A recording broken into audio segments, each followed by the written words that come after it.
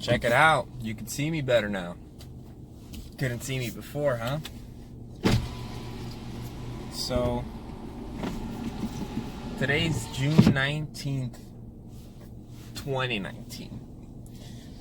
And I wanted to make this video because it's been about a week or two since I made my last video. And in my last video, and excuse my my speech, I'm just so like tired.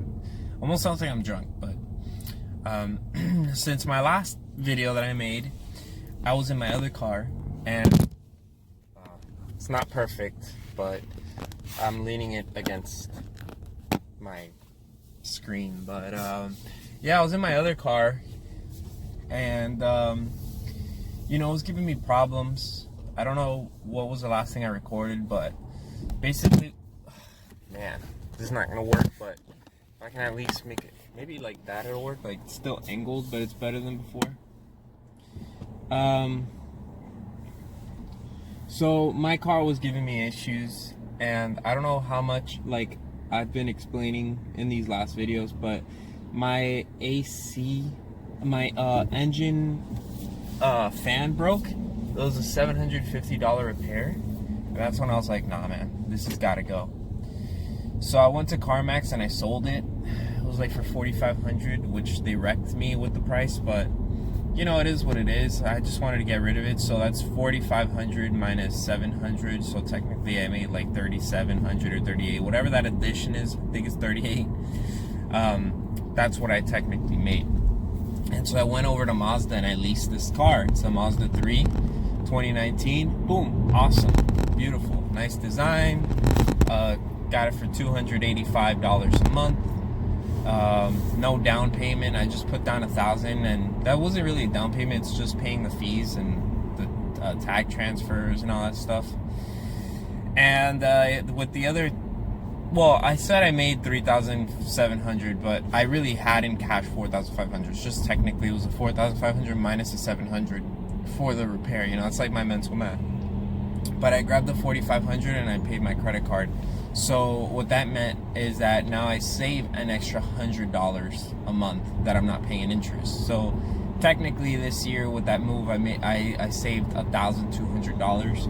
Also, I'm saving more money because I used to fill up my tank about once a week or once every 6 days with my other car, and that was about $40 every 6 days. This tank, I filled it from empty. It cost me $27, and it's just because it's a cheaper gas that I have to put in this car. I had a turbo in my other car, so I have to put more gas. But anyway, I think that's as much as I want to talk about the whole car situation. Just wanted to explain like why I'm saying. So the video just cut out, and I have 4 minutes left. I have no space on my phone, but just wanted to talk about like the whole watch business and how that's going. Definitely, I'm just being honest here. I'm not as 100% motivated as I was like 2 months ago when I started this thing.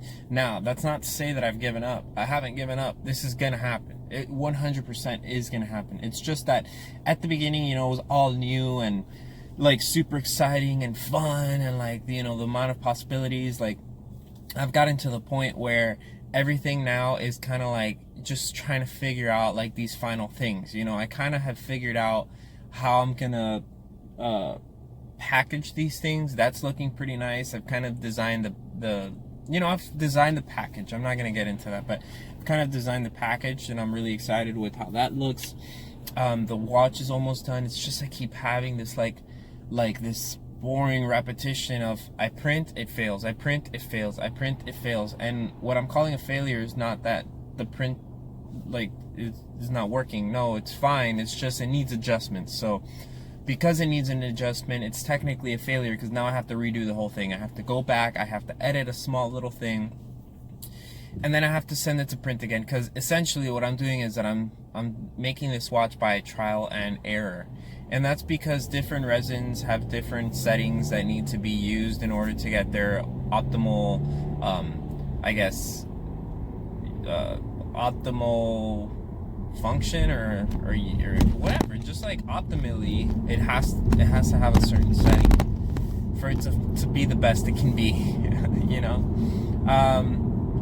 And so that's by trial and error. And then once I get these watches printed, like, they're not perfect. Like, they come out of the resin, like looking like an 8 out of 10, and they need to be an 11 out of 10 for me to be able to sell these things, because with the price that I'm thinking, which is around the $200 mark, you know, even a little bit higher, just because of the amount of work that it takes to make these things, it's, you know, it can't look cheap. It has to look amazing.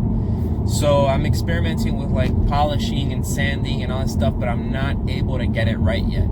And this is, I guess, the biggest thing, right?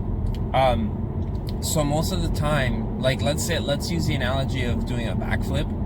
You know, someone's trying to do a backflip and they can't land it, but like any day now, they can land that backflip. Like, every day they're getting a little bit better, and every day, you know, they're just like, one day it might happen. So you might have that mentality and it might motivate you a little bit.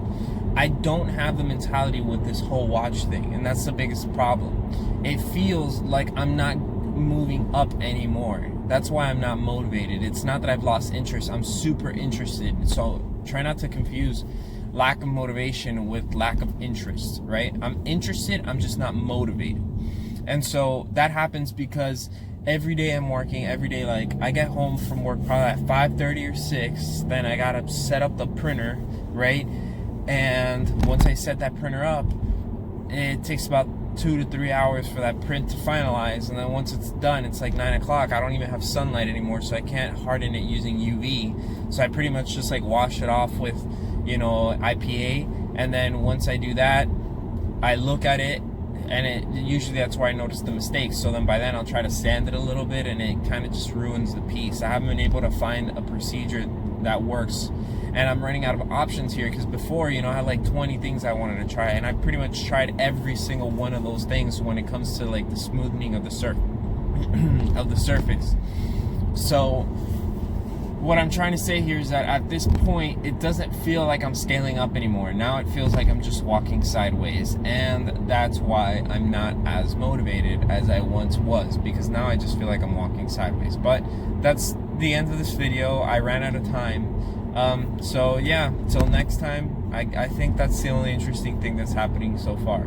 I'm not quitting, I'm just not as motivated. I can't quit. This is the only thing I have left. I have nothing else. I'm not gonna do a 9 to 5 for the rest of my life.